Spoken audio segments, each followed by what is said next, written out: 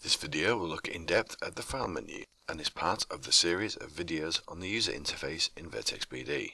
Located just to the left of the ribbon tabs is the File menu. This may be displayed differently dependent on your Windows settings and language. File allows you to create, open and save drawings and projects.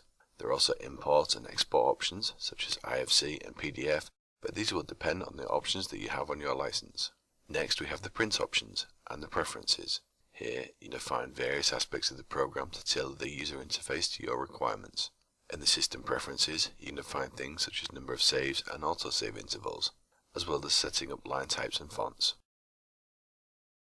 Default layers allow you to switch on and off the layers that are displayed as standard.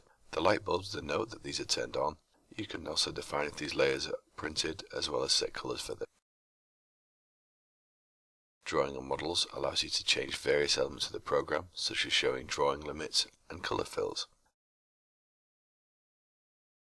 Edit keyboard shortcuts allows you to set your own keyboard shortcuts, first selecting the command for shortcut and then the shortcut keys.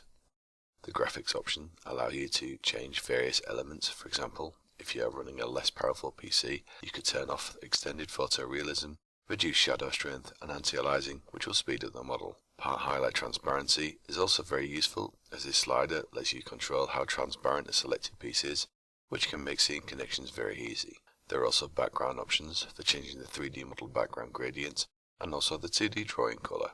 This software version allows you to see the available options on your license. More importantly, there is the option to deactivate your license.